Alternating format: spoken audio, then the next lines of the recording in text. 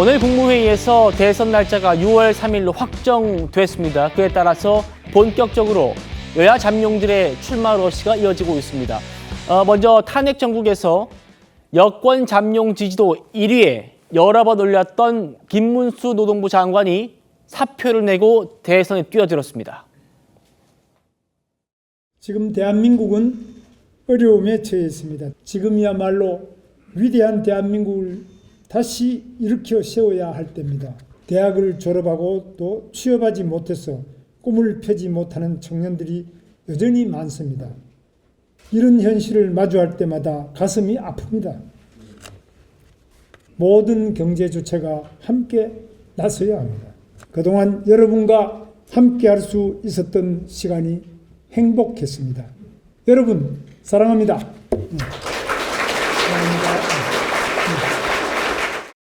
경선 통과하시면 이재명 대표랑 맞붙게 될 가능성이 높은데 이재명 대표 좀 어떻게 평가하세요?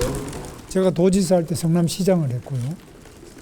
제가 그 성남 지역에서도 저도 활동을 많이 했던 사람이기 때문에 이재명 대표와 그 돌아가신 형님, 그 형수님 다들 잘 압니다. 제가 아는 것 이상으로 국민들께서 잘 느끼고 계실 것으로 보고 있습니다.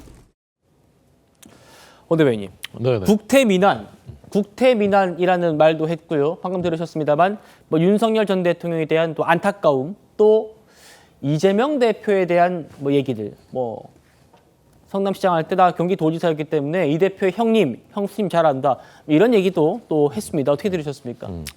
말 속에 뼈가 있는 얘기이고, 반 이재명, 반 이재명이 어떻게 시대 정신이냐라고 말씀하는 분도 있지만, 우리가 우리나라의 자유민주주의, 시장경제, 그리고 우리의 국제 질서 속에서 우리의 위상, 이런 것들이 크게 너무나 심각한 위협을 받고 있기 때문에 이재명 대표가 안 되게 해야 된다라는 그런 공감대, 그런 역사의식을 느끼는 분이 굉장히 많다고 생각하고, 본인이 그것을 제일 잘할 수 있다라고 이제 자임하는 그런 말씀이라고 들었고요. 네. 저는 어쨌건 지금 그 보수 진영에서의 2017년과 다른 점은 기세가 살아있다라는 점입니다. 그때는 기세가 너무 많이 꺾여 있었습니다. 게다가 1위 주자였던 반기문 전 총장이 중도에 이제 포기하고, 그 다음에 또 그다음 1위 주자였던 황교안 대행도 중간에 포기하고, 그러면서 이제 그 기세가 점점 더 꺾였었던 것이거든요. 지금은 어쨌건 매우 강력한 특징과 장점들을 가지고 있는 여러 주자들이 다 뛰어들고 있고, 현재로서는 1위 주자인 김문수 장관도 여기에 뛰어들어서 각자가 자기가 희생을 하더라도 이 경선을 흥행을 시키고 또 국민들께 관심을 받아서 한 사람으로 똘똘 뭉치겠다. 저는 그런 마음들이 지금 다 있다고 봅니다.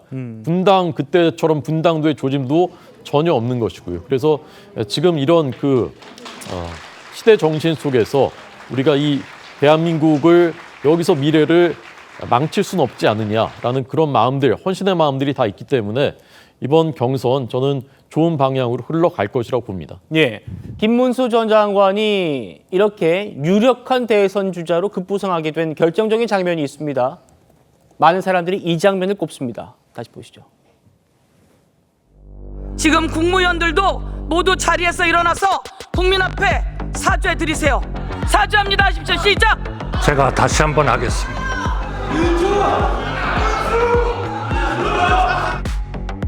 본회의장에서 계엄에 대해서 사과하지 않았다고 민주당이 난리던데 어떻게 생각하십니까?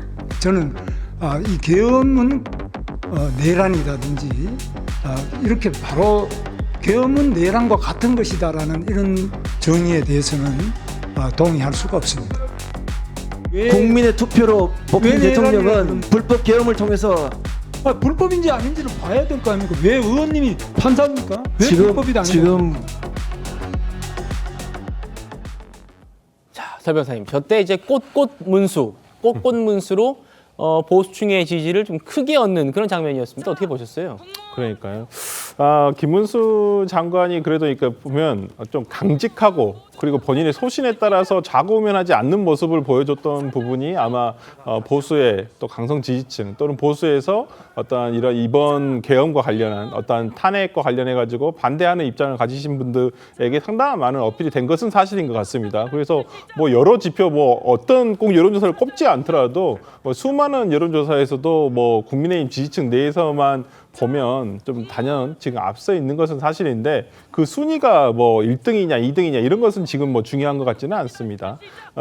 지금 최근에 탄핵 어떤 선고 과정을 지나오면서 가장 여론조사 분석가들로부터 지적을 받았던 내용은 이번 선거는 중도층에서의 어느 정도를 확보하냐의 문제의 싸움일 것이다 라고 대부분 진단을 하고 있거든요. 그렇다고 한다면 김문수 장관에게는 전 장관이겠죠. 김문수 전 장관에게는 이런 이제 숙제가 남아 있는 거죠. 중도 확장성을 어떻게 할 것이냐. 이 부분이 숙제로 남아 있는 것인데 이 부분과 관련해 가지고 이제 본인이 어떤 모습, 그다음에 어떤 워딩, 어떤 정책을 통해서 중도 확장성을 보여줄 것이라고 생각은 듭니다. 다만 다른 지금 여러 국민의힘에서 지금 뭐 13명, 뭐 15명, 20명 이렇게 뭐 수많은 이제 입후보자들이 나올 텐데 그 안에서 이제 김문수 후보자가 최종 1인이 될 것인지는 우리가 한번 좀 뭐 멀지 않은 시간인 것 같습니다. 뭐 3주, 2, 3주 안에는 충분히 결정이 날 거기 때문에 한번 지켜보면 될 것 같습니다. 예.